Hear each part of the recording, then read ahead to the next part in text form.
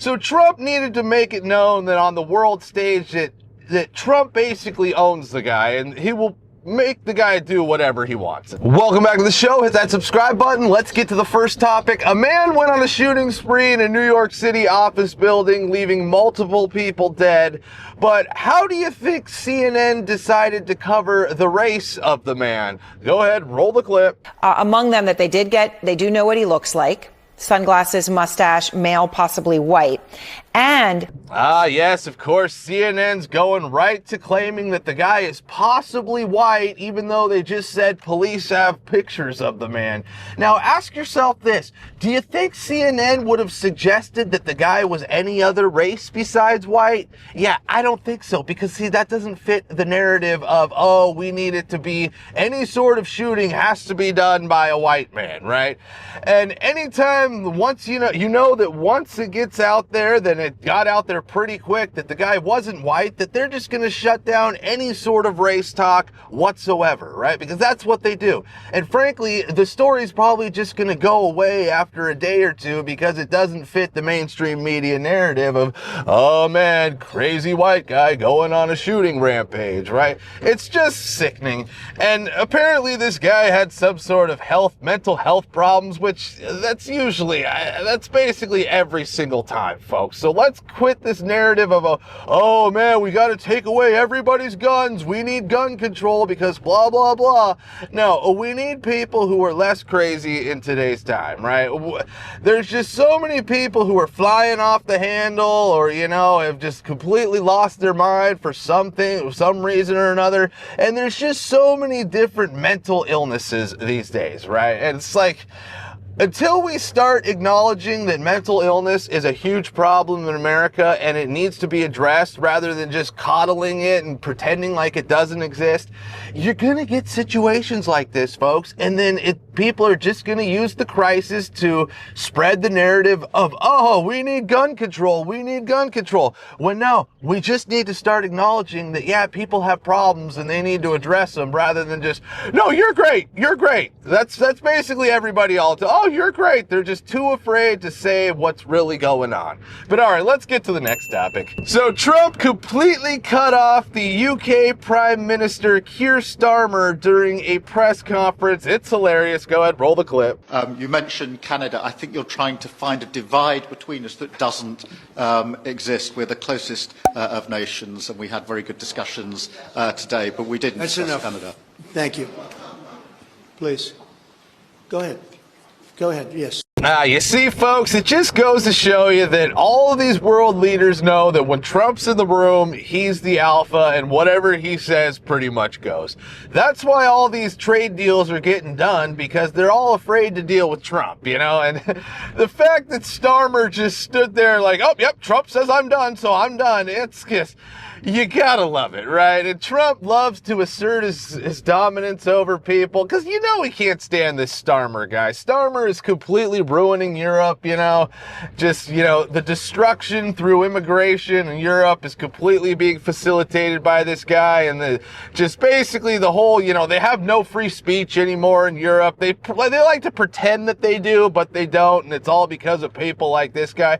So Trump needed to make it known that on the world stage that Trump basically owns the guy and he will make the guy do whatever he wants, essentially, So Trump's floated out there that these Europeans need to get their act together and, end the whole mass immigration thing, which is basically destroying Europe. We all know that. So yeah, it's just great that we got a president who's just completely respected on the world stage again. It's the biggest big leaguer there is on the world stage, right? Just the complete alpha that everybody respects and everybody bows down to.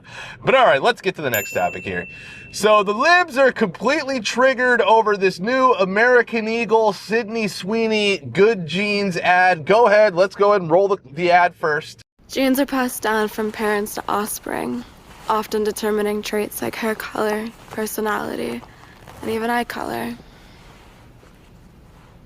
My genes are blue. Sydney Sweeney has very jeans. Yeah, seems like a pretty standard ad to me. Hot chicks selling jeans. Can't go wrong with that. But, of course, the Libs were outraged. Go ahead, roll the clip. Should we be surprised that a company whose name is literally American Eagle is making fascist propaganda like this? Probably not, but it's still really shocking. Like, a blonde-haired, blue-eyed white woman is talking about her good genes.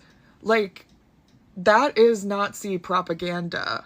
To suggest that this is any sort of Nazi propaganda or whatever they want to, eugenics is what they're trying to claim, it's just the most weak-minded, pathetic argument of all time. You just can't handle that a hot chick is selling jeans and, you know, she's claiming that her jeans are good. And then you want to make it about some sort of innuendo about eugenics and propaganda like that. No, you just are jealous that you're not that person, right? And then you get to find any little shred of BS that you can just claim to, like, try to bring anything you possibly can down, right? And it's hilarious and it's great because it's a sign of the times are changing, you know. American Eagle, they went woke and all of their sales completely tanked, you know. All their advertisement basically was, you know, oh, we got to be inclusive and, you know, we got to appeal to more inclusive things, you know. But then, oh, wow, our sales go completely in the tank,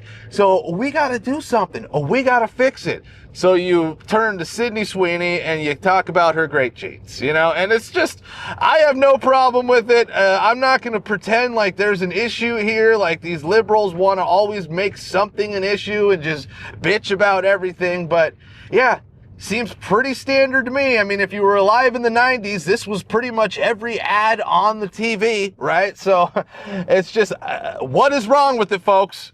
You tell me what is wrong with it. And don't give me some fake, I'm jealous because she's just hot thing. It's basically exactly where we need to be again in advertising. But all right, let's get to the next topic here. So Bill Maher has admitted that he was completely wrong about Trump's tariffs. Go ahead, roll a clip. I remember along with probably most people, were saying at the beginning, oh, you know, by the 4th of July, somebody had to think how the country was, the economy was going to be tanked by then. And I was kind of like, well, that seems right to me, but that didn't happen.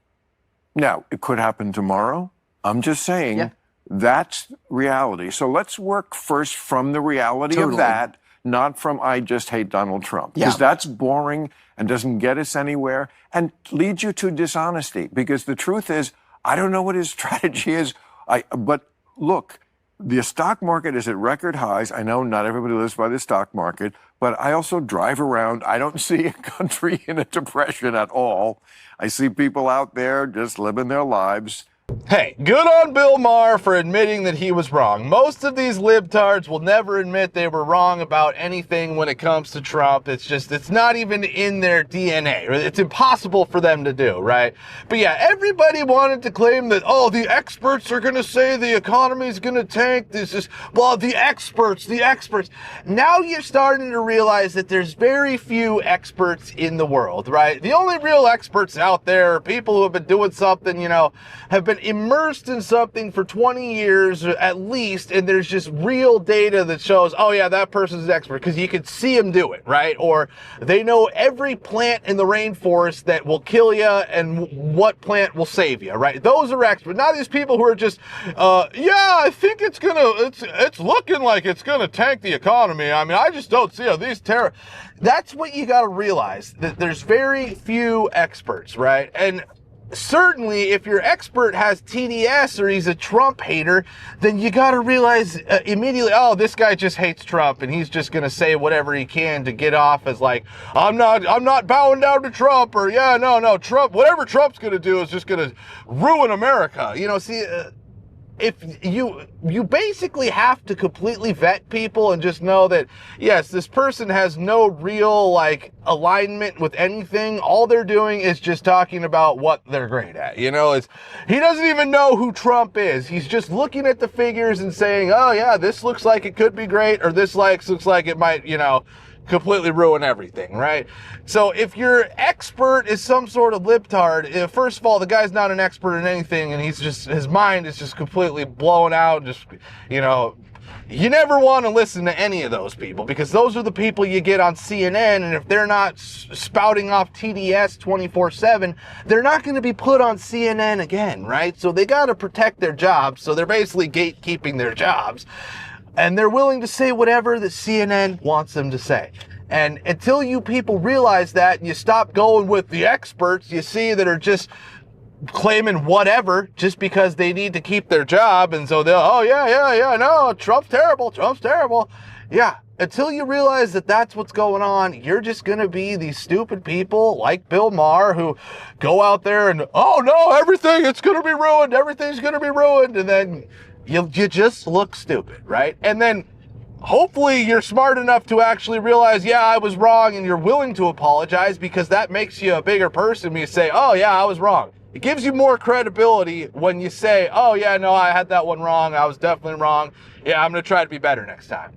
People don't understand that that actually gives you more credibility rather than less credibility. It's the people who will never admit they're wrong and just move on and like it never happened that lose all their credibility, because they're just stupid and people know, oh yeah, that guy, he'll say anything or he'll believe anything, and it doesn't matter.